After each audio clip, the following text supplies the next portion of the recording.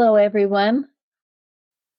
We welcome you to our Sunday morning roundtable discussion with the topic of God, the only cause and creator.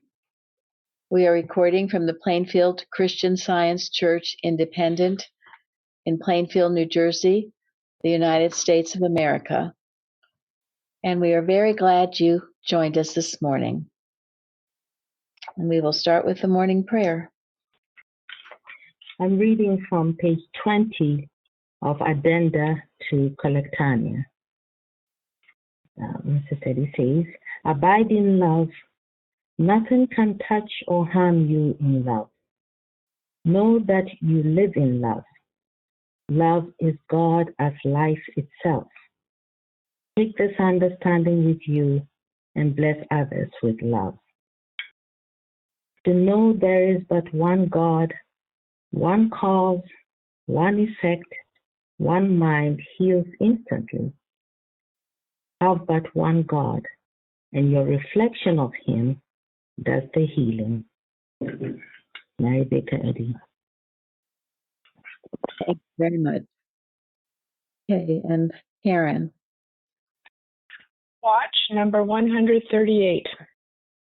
Watch lest your prayers or mental work include an effort to gain more spiritual power from God when you should seek to enlarge your capacity to reflect more of His power. Is God's power something that He sends or withdraws as it is sought or not sought? God is sending forth more than you receive. Hence, your effort must be to increase your capacity to receive. A still higher realization shows man to be the very presence of God expressed, the very power of God expressed. Thank you. Any comments on that? Well, I was thinking about. yes. I'm sorry. Please, go ahead. And it's everywhere about God's power. It's in the Lord's Prayer. It's in Timothy, and I won't recite them all, but it's wonderful. It's all God's power. Thank you. Okay, Karen. Well, I was just going to say, something similar. It's in our treatment for every day. You have dominion in God over the world, the flesh and the devil, a dominion that is omnipotent. So there it is in our daily treatment. So we do have that dominion, and unless we express it, that's how God's dominion is expressed. It's through man and the universe. So that's what we are. That's what we do. That's who we are. Use expression. Thank you. Yeah, I think Go ahead, Florence. No, this is an unchanging thing I learned in science, that we are always in God's presence, always present. But it's our awakening to it that counts. He's everywhere, He's all power, no opposition to Him, but it's our awakening to those facts. Thank you very much. Thank you.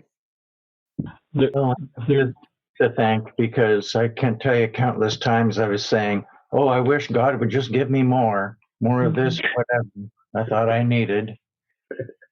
Well, that's the wrong way to go about it. I finally learned, thank God. But the right prayer is, dear God, please open my eyes to see more of what you've already done. And that prayer, you can make progress and go forward. Yeah. Thank you. There's this. Okay, go ahead, Michael. There's a quote from Mary Baker Eddy, but I'm gonna paraphrase it. But she says, "My best work was done when I got Mary out of the way and I let God be reflected." So, Thank kind you. of, yeah. That's a good one. Yes, indeed. And isn't this really the definition of humility? Yeah. You have to be humble to be able to. Well, yeah, and how do you be humble? That's the By key. acknowledging only God as what is, His supremacy, His presence, His everywhereness. This is something I learned right in the beginning. I was so pleased with it. I didn't know. God's everywhere-ness. Yeah, because there's a misconception out there of what it means to be meek, right? Yes. Yeah.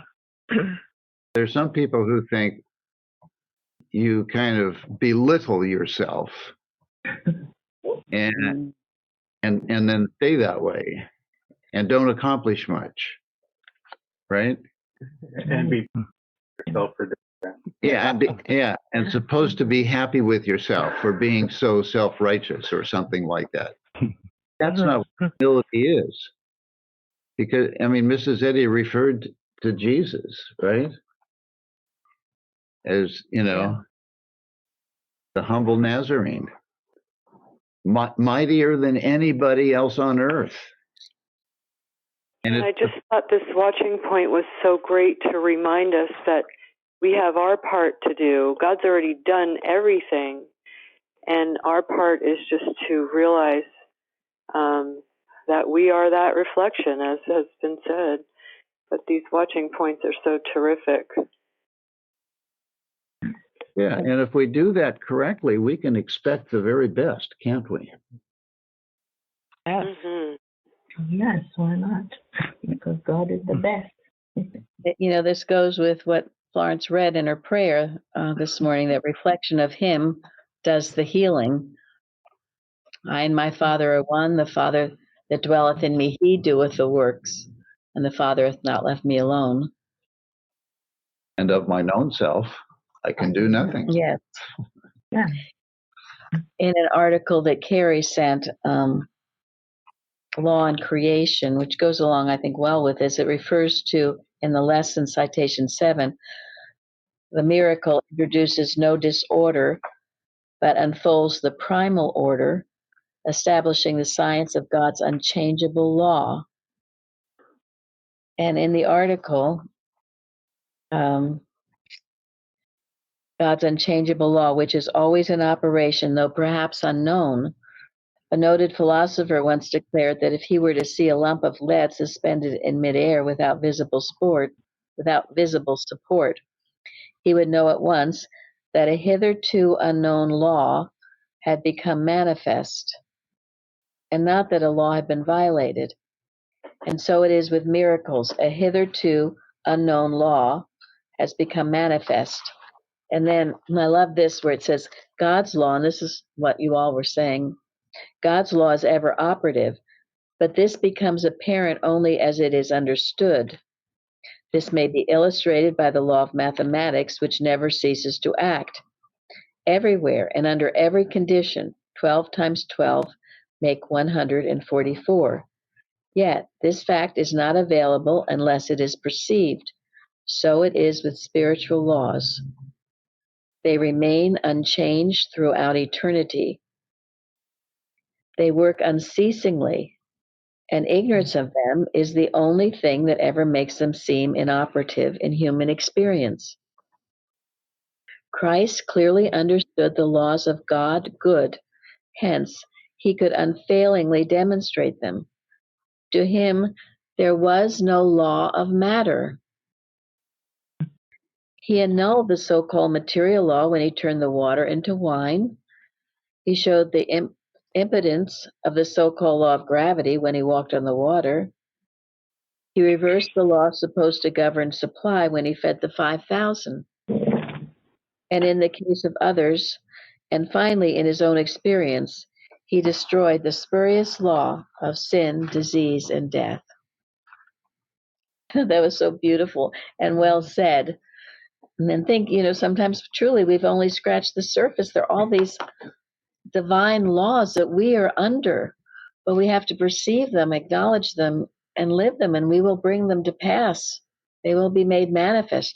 But what do? We spend all our time focusing on not the enduring, the good and the true, but the temporal and not so good and that kind of thing. So we must release ourselves. Yes, be reflections. And stop looking at matter or the material appearance of things to tell us how we're doing. Yeah, Yeah. or have your thought clouded with, jealousy, anger, resentment, all those things. You cannot be the reflection. Thank you. Yeah. The murky, muddy up the waters. You can't reflect. Or ruffled if you're irritated, upset, pressured, running around at the stately goings of mind. I was recently reminded of how Mrs. Eddy said in the very beginning, she was healing people so quickly, even people in the other room. All she would know is the truth about them and they'd be healed instantaneously. And somebody asked her, how do you do this? And at the time she said, I don't know. Mm-hmm. I just know that it's the truth, but I don't know how it happens. And when she started, really investigating how is this happening, it was because there was nothing, like Florence just said, there was nothing to interfere, get in the way of God reaching that person. Even though it looked like it was from Mary Baker Eddy, there was nothing there to get in the way of that healing power to touch that individual. And I've been thinking about that so much recently. I don't know whether I read it but it's just, she didn't even know how she was doing it, but she learned later that it's just getting out of the way, like was already mentioned. There's nothing there to interfere with it. I just love that example. Thank you. Yeah, and it was a medical doctor who witnessed one of her healings who encouraged her to write a book. Explain how this is done, please. And do any better than that book. Sometimes people will ask me, well, how do you heal, or what? It's hard to put into words when it's a divine inspiration that comes to you. And as Mrs. Eddy said, sometimes you don't know how. I mean, it is God that heals, not any person, but always God. It's the scholastic mentality that doesn't know, because it does not have a scholastic explanation. Thank you. It's an inspired explanation. Yes, thank you. And they'll never be satisfied with whatever you say. I mean, if the chapter on Christian Science practice doesn't answer it, I don't know what would. Yeah, it wasn't written by someone in Harvard. Yeah, right. Exactly. Yeah. Exactly. So therefore, how silly is that? Mm. She does say a love for God and man is the true incentive in healing. So that is a clue. Thank you. Yes. Yeah. You do feel a sense of love and compassion come over you. But again, it's always some divine thing that comes to you. It's nothing you conjure up or work on. It is reflection. Thank you, Tony. And she does also warn us that, students who start with a letter but don't have the spirit of it will make shipwreck of their faith. Mm-hmm. It's the spirit that quickeneth, right? Mm-hmm. Mm-hmm. The flesh can do nothing. Profiteth nothing. Profiteth In the nothing. letter. Yeah. All right, Jeremy, you want to read the golden text? Revelation. I am Alpha and Omega, the beginning and the end, saith the Lord, which is, and which was, and which is to come, the Almighty. Thank you. Again, what started out as saying, Chardell was saying, God being all, they're nothing but him. And I love it. In the responsive reading, it says many times, the Lord, I am the Lord and there is none else. That's it, folks. Yeah. Thanks for joining us. Yeah. Have a good day, everybody. No more to say than period. I'm the Lord and there is none else. And God's law is in 3 words. I am. I am all. Mm-hmm. So what's your problem here? What that problem is actually presence and power of God. And if you can get into really knowing that, whatever the problem is will dissipate to its native nothingness. Okay, Shardy, what did you send me? Oh, this is about on Wednesday evening, a testimony from someone very dear talked about righteousness. And it's from Isaiah. Drop down, ye heavens, from above, and let the skies pour down righteousness. Let the earth open, and let them bring forth salvation, and let righteousness spring up together. I, the Lord, have created it. So I looked it up on our website, and I got a few things. First, from the dictionary, 1828. Purity of heart, this is righteousness, conformity of heart, and life to the divine law, holiness, justice, honesty, virtue, holy affections, true religion, perfection, exact rectitude, faithfulness, active and passive obedience of Christ. And then from Duncan Sinclair, Mrs. Eddy also writes, this is an excerpt. In the science of Christianity, mind, omnipotence, has all power, assigns sure rewards to righteousness, and shows that matter can neither heal nor make sick, create nor destroy. Righteousness, which is right thinking and right acting, must be based on a correct understanding of God, good, and a corresponding knowledge of the unreality of matter or evil. Then, being scientific, it cannot fail to receive its rewards. And then Psalm 23, He leadeth me in the paths of righteousness for His name's sake. And then finally from Mr. Kratzer from Dominion Within, we should seek first the kingdom of God, which is at hand and within you, and His righteousness, right thinking and feeling, knowledge of the truth, and love, devoid of fear, and outward things will be added unto us. Thank you. Yeah, that's a beautiful explanation by Kratzer. So, and that is what we say many, many times, seeking first the kingdom of God and His righteousness, and all these things shall be added unto you. So, and I love that definition of righteousness too. It's beautiful. It's one we should be familiar with. So, thank you, Shardy. Thank you. It was interesting. Christina in Mexico sent me this little, I don't know what you'd call it. Well, it was saying the difference in how people spend time. It was in Spanish, so she had to interpret how they spend time from 1930 to 2024. How much time was spent doing various things. It didn't go into. I don't know if this was a worldwide study or what it was, but anyway, it was interesting because, of course, it starts out with on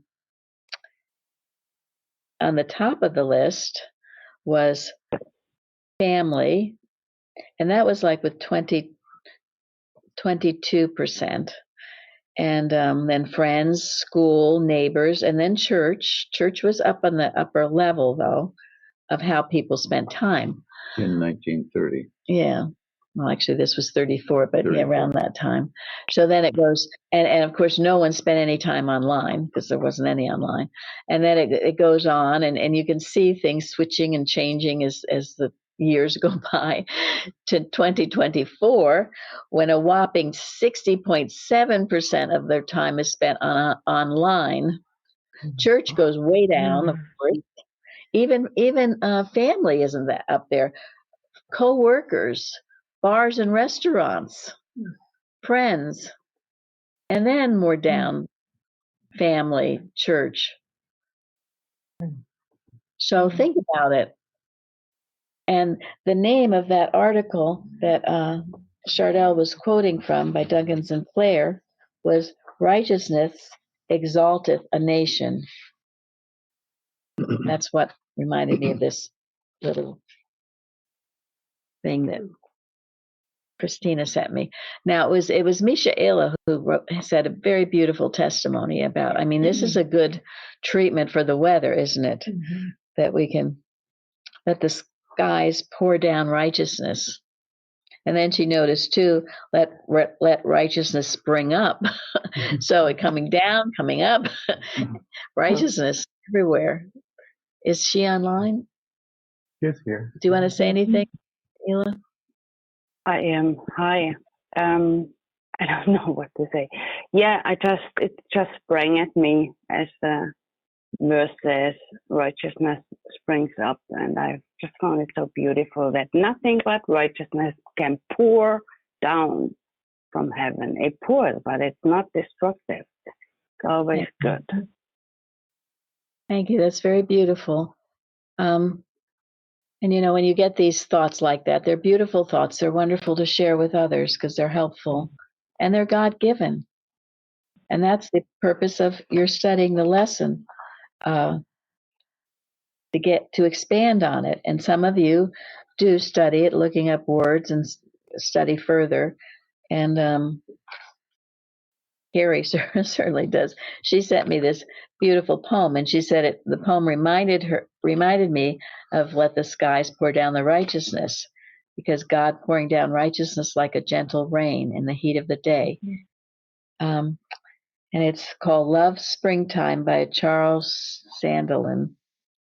As from the distant skies to sight unknown descends through heat of day the cooling shower, giving refreshment to the grass and flower that seem in summer's drought a wearied groan. The gentle rain from out of heaven blown, of love's invisible and tender power, in heated era's harmonious hour, doth soothe the troubled thought till fear hath flown. And wakening from its dream, the morning light hath chased the dismal darkness round about. 'Twas but a fleeting phantom of the night, for love's sweet freshness is within, without. Eternal springtime in each heart blooms bright, and leaves no taint of weariness or doubt. Very beautiful, and I've been grateful because, and I've been praying about this, that we've had sunny days and then some rainy days or rainy nights, a combination of everything that's just right, not too much, not too little, which is how it should be. And I've noticed too how the birds are so happy. They're happy when it rains. You hear them chirping away. They're really happy after the rain. They just chirp and sing and praise God, as we talked about last week. So I don't think they know how to be unhappy. No. And this is staying in the kingdom of heaven, in God's kingdom, where only the beauty, the right weather conditions, the beauty of God, people getting along harmoniously, not fighting and carrying on over nothing really. So stay in that kingdom. You can. It's ever present, just as we started out with the laws of God, ever present. You're never without it. The watching point. Just a matter of being aware of it, perceiving it, hearing it, listening for it. And only your spiritual senses can tell you of it. Nothing else can. It does change it. Straight across to a smile, when you're aware of it, but if you're not aware of it, life just is blah, blah, blah, blah. Thank you.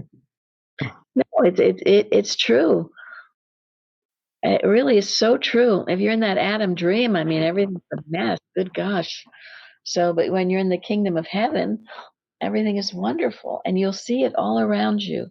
And then that's how it should be. And that's how Jesus was. And that's how he demonstrated. And there was no lack. That's a big one, right? Whatever he needed, food, the money in the fish's mouth, whatever was needed, he had. So remember that. Don't accept anything that's ungodlike. No, you're in the kingdom. You're entitled to all good. You're the daughter or the son of the king. Never forget that. Now, along with this beautiful poem, I guess Jeremy, he sent me from Long Ear. Right. Yeah. Long Ear sends out newsletters and we get them, but Jeremy printed this one out for me, recent one. And it was called The Flower Lady. It was actually meant for children, but I thought it was just beautiful. I'm going to share some of it with you. Guess who the Flower Lady was or is? Mrs. Eddy. Mrs. Eddy. And she wrote this poem when she was just a young girl growing up on a farm in New Hampshire, just a part of it. Resolutions for the day. I think that Tom might have had this in one of our Bible studies. I'm pretty sure he did. It's a beautiful poem. And the first few sentences: to rise in the morning and drink in the view, the home where I dwell in the vale, the blossoms whose fragrance and charms ever new are scattered o'er hillside and dale. Now remember that, to rise in the morning and drink in the view. Do that first thing in the morning. Look at the beauty that's all around you. Drink it in. Don't turn on your phone or your TV or whatever else, or your computer. Take that time. I've been reading even, articles, other kinds of articles where they say, whoa, whoa, whoa, don't get into that stuff. Take the first hour or more. They don't say this, but I'm saying this, for prayer and communion with God. Amid the restless eyes of earth, how steadfast is thine eye, fixed on the silent loveliness that fills the morning sky. From one of our hymns. The restless earth, the eyes of restless earth, you see them looking here, there, and everywhere and have that worried frown on their face. So drink in the beauty of the morning. And then it goes on, this beautiful article about Mrs. Eddy and how she mentions flowers 60 times in Science and Health. And as a little girl who attended, Sarah Clement, a little girl who attended the experimental kindergarten that Mary taught when she was in her 20s, lived next door to the Baker family in Sanborn, New Hampshire. She often spotted her teacher working in the garden. In the evening, Mary was exceedingly fond of flowers, according to Sarah, who recalled that she always wore gloves with the fingertips cut off. Once the flowers had bloomed, Mary would cut, arrange, and press, date, and paste some of the beautiful blossoms into an album for remembrance. And it says how she loved calla lilies, the morning glories, and the moonflowers. She used to, when she lived in Lynn, she'd have them on her balcony, and she'd pin the flowers to her dress. And when she moved to Concord, New Hampshire, and to Pleasant View, the children in the neighborhood began to call her the Flower Lady. And her home was just so full of flowers in there. Sometimes several hundred people would come by to look at her flowers. She had beds of tulips and roses and all kinds of lovely flowers.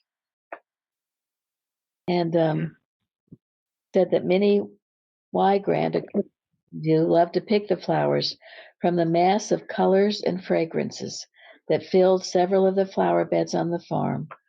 And she remembers the pansies as being particularly beautiful in the spring, describing them as immensely velvety and with unusually long stems. And Miss Betty would say, I love the symbol of the morning glory with its bright promise of the coming light. But her favorite of all, does anyone know her favorite flower? The rose. Mm-hmm. A rose. Pink rose, yes. A pink Killarney rose, to be exact, which I've looked up. I don't know if you can get it anymore. That sounds very Irish. But one of her students gave her a beautiful painting of the rose that she displayed in the dining room. And there'd be so many roses blooming every day. They'd go out, they'd pick bundles of it. They would put flowers in everyone's room. Can you imagine so many flowers? So, and then when she moved to Chestnut Hill, it wasn't quite as profuse, and because she didn't have the acreage, but there were still beautiful flowers. And it said the wallpaper in her home at Chestnut Hill was featured roses, brilliant tulips, delicate daffodils, and more. And her book of poetry had a beautiful picture of pink roses on it. So it did say, though, in later years, and I'm sure this was after the law case and all those trials she endured in Chestnut Hill. She said she didn't want the flowers. She said life is no path of roses or path of flowers, which is a little sad, but you don't want to get too carried away, I guess, either. We wanted to make sure we had our feet on the ground and working. But along with all of that, and I think this goes well with God being the only cause and creator, the latest, I think, as far as I know, the latest virtue medicine was beauty. So now in the newspaper, gratitude, courage, forgiveness, awe, honesty, laughter, joy, generosity, charity, love, optimism, hope, healing of resentment, and beauty. God's preparations of the sick are potions of his own qualities. So, and it goes on about beauty, that how it cheers the heart. It makes you happy to see something beautiful, right? Go out and see a garden or anything beautiful. I mean, we have these Korean dogwoods in our yard. I don't know if you're familiar with them, but oh my goodness, they are so beautiful this spring. And just, there must be millions of perfect flowers on these trees. They're just incredible. And each flower is perfect, it unfolds perfectly. And it does give me great joy to look at it and think about it. And it says in a hospital, if the person has a view of the beautiful scenery and trees and things like that outside, they get better quicker than if you're just looking at a wall. Yeah. And so, and of course, Bignell Young has said that everything beautiful is in the kingdom of heaven. It all has to be beautiful. And even the idea of health. I mean, when you're healthy, you're more apt to be beautiful, right? Than when you're all feeling pretty horrible. So a big smile brightens your face and keeps your cheeks rosy. And it goes into this too,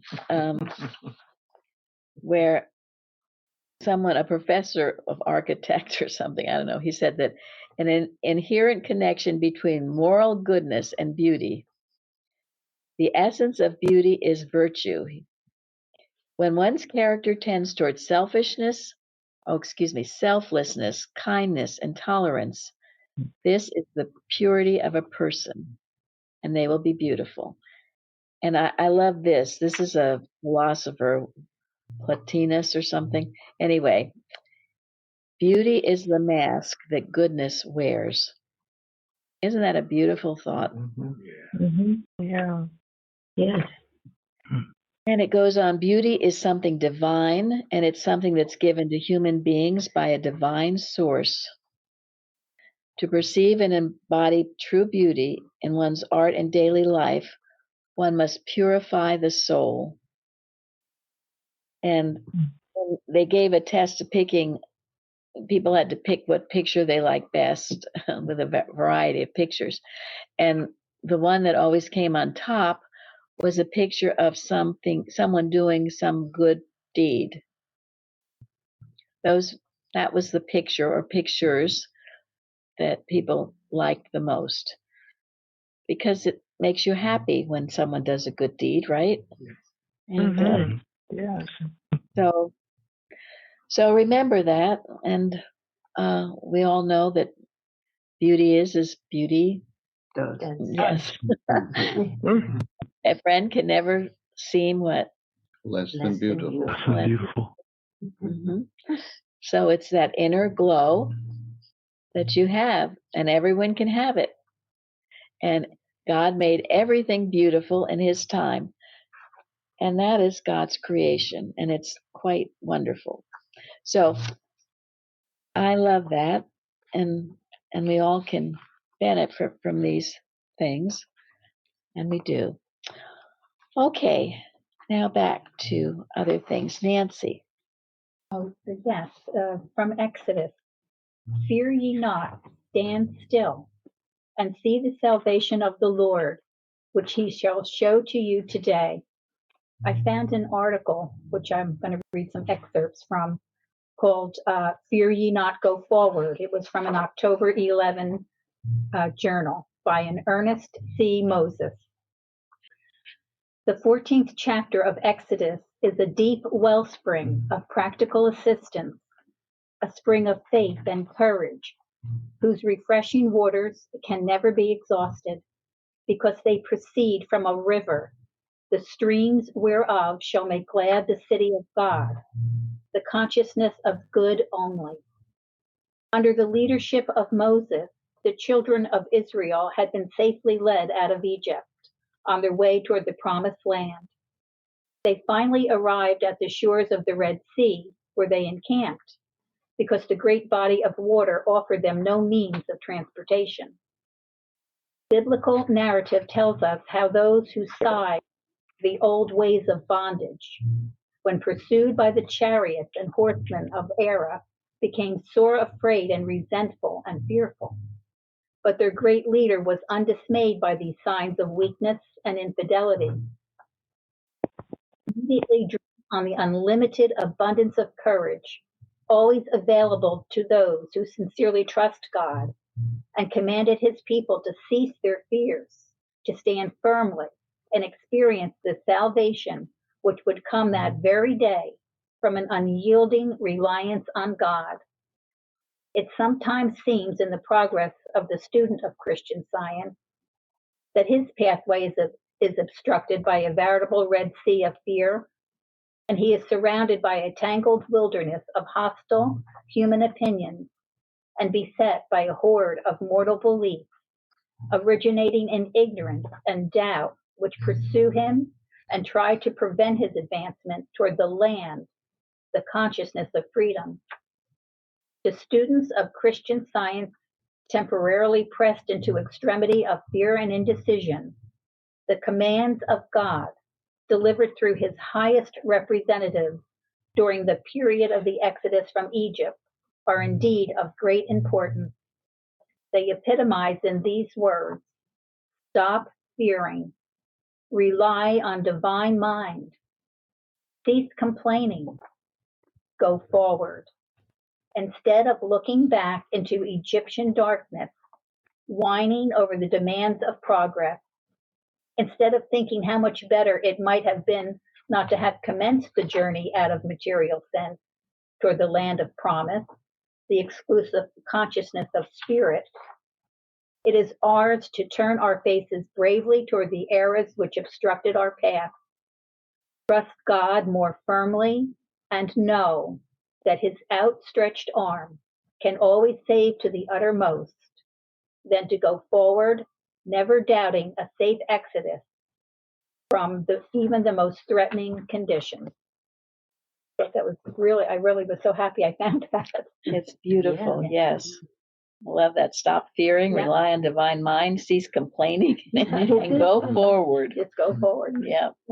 Yeah. I mean, you might have a moment or two of that, but then get over it, Yes. right? As Bruce says, Get over it. Go forward. I Put mean, your belly ache. No. yeah, that's what my dad would say. Quit your bellyache. And yes, and looking back and going into all that. So thank you. That was wonderful. And that story, it's such a, oh my gosh, such a wonderful story.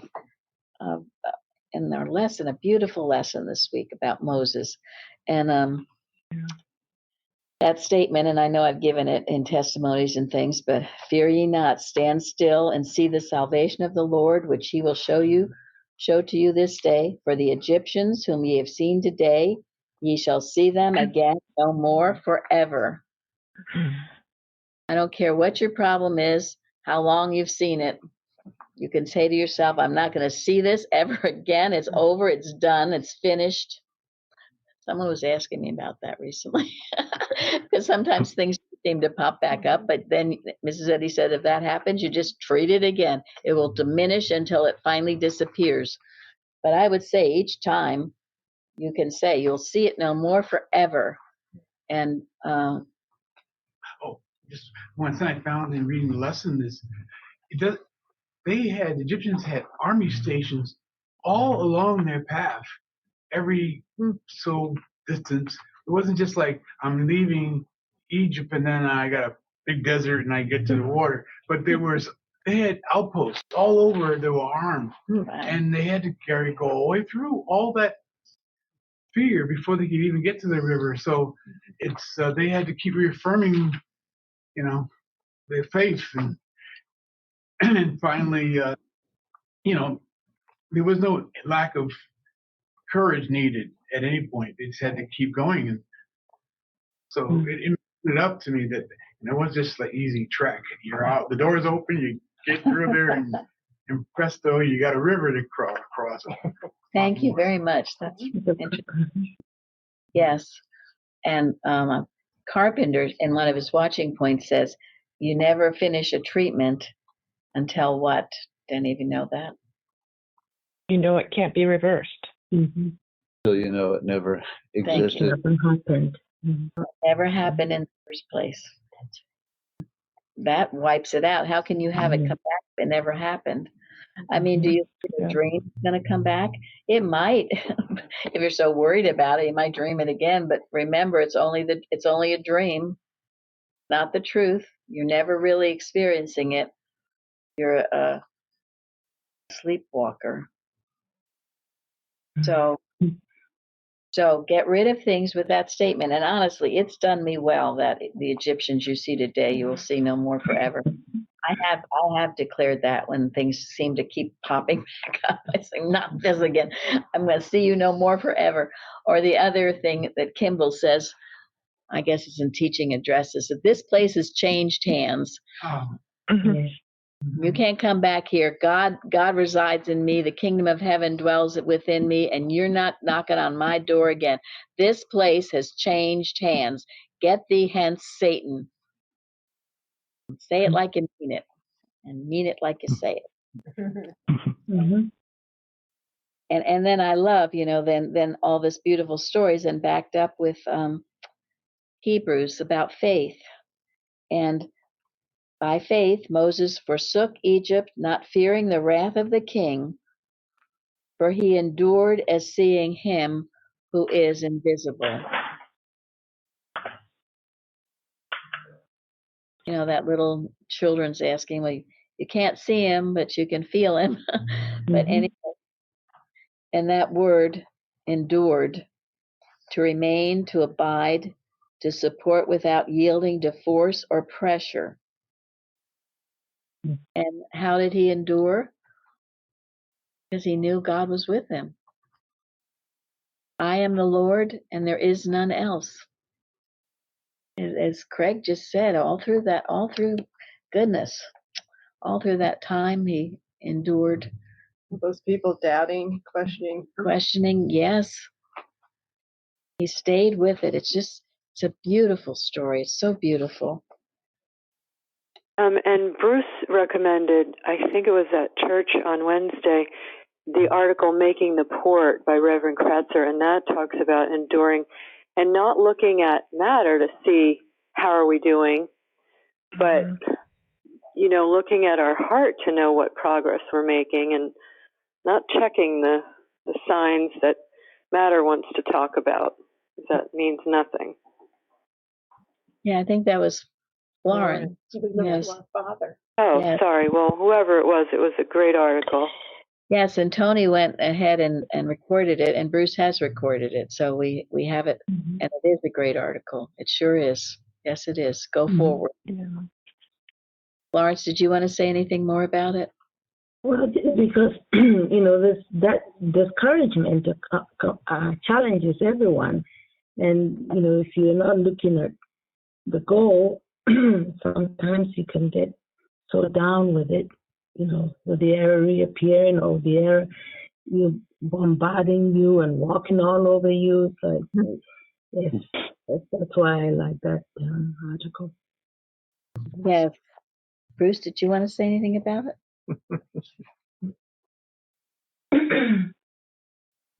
Hello? But, well, life may not always be easy, but this one thing I can say, that he has done all things well. And that is the one who has done all things in the first place, the Alpha and Omega. So we go forward. Thank you. Because there's no other way to go. Yes. And also the beautiful statement, I am that I am. And if it's not from God, it ain't happening. And Big Dal Young did write a beautiful article on that. I am a lawmaker. My laws are divine laws, omnipotent laws. I am a law unto this and every condition and circumstance that confronts me. So love is not afraid. Love says, I am. Every action, incident, movement, faculty, function, organ in the divine creation is an idea of God and is constantly declaring, I am. Every idea must do this and cannot do otherwise. It does not know how and cannot know how to be unlike infinity, perfection, and eternality. We are created in that image and likeness of God, which is a ceaseless topic. Okay, Betty? Yeah. On the Egyptians whom ye have seen today, you shall see them again no more forever. And I love that because sometimes when I need to send a correction to Jeremy on the website Science and Health, so we run into small ones usually, and I send that to him, and I always think, I've sent that to Jeremy, and now we won't see that Egyptian ever again. And it just makes me very happy. Love so, making in the small. That's great. Good. That's a good. Thank you. So I'm hoping we can all just stand in awe of our God, because this story in Exodus is probably the most dramatic and spectacular I think there is. When they left Egypt, they left no one behind, and they all made it. And they traveled for miles through a desert without a map. And then when they got to the sea, they got to this point where God was going to open it up for them and crossed over the sea. And they all made it. They all made it. Can we stand back in awe of our great God? And that's why awe is one of the virtues, virtue medicine, because we need to be in awe and just be thrilled at what God has done. And a couple more articles I want to get to before we end. One was called Looking Up and Lifted Up. And it just says that in Mrs. Fletcher's biography, I'm not sure who she is, but she tells of a convert who had a strange dream. He thought he was down a very steep well in the night, and looking up, he saw a single star shining far above him, and it seemed to let down lines of silver light that took hold upon him and lifted him up. Then he looked down, and he began to go down. He looked up, and he began to go up, and he looked down again and began to go down. And he found that by simply keeping his eye on that star, he rose out of the well, and his foot stood on the firm ground. A parable is in the dream. If you look down, you go down. And if you look up, you go up. There must be first the looking up before there can be the lifting up. Mm-hmm. That's why I always say focus on God. Don't focus on your problem. You focus on your problem and it's going to just catch more eggs or whatever. It's going to get bigger anyway. So look at God. Focus on the enduring, the good, and the true. Look up. Stop looking down. And that's just kind of what we read before, too, about that. Right. And isn't that what Jesus said? And if I be lifted up. Lift all mankind. Yes. Yeah. And the lifting up is the lifting up of our consciousness. Mm-hmm. It's not, physically rising or anything like that. And then this one, our high calling, quoting another thing from the lesson. He who stands for and with the Christ idea may say with the psalmist of old, Tremble, thou earth, at the presence of the Lord, at the presence of the God of Jacob. Thus to realize that our human sense of weakness and unworthiness is not the determining fact, but that God, eternal truth, is at work in us and through us, to will and to do of his own good pleasure. This gives a sense of sufficiency, which counts. A gentle, loving sense it is, but it can face the world, the flesh, and the devil, if so be, without hesitation and without tremor. So, yes, we can tremble all we want in front of a lot of things, but in our own strength and our own power, we're not going to make it. But with God, go back to the watching point, like we talked about originally, reflecting Him, all things are possible. And it's just wonderful. So why bother with the other stuff? It's not worth it. Look up, my friends. Okay, we're going to end now on another Carrie article. Thank you very much, Carrie. Entitled, this is from 1913 Sentinel, I guess. Entitled Love's Allness by M.H.W. Carter. Writes, love, divine love, is the only creator. But I suffer, I am sick, cries a sense-blinded mortal. I am weighed down by poverty, misfortune, moans another. Fame and power are mine, exults a third.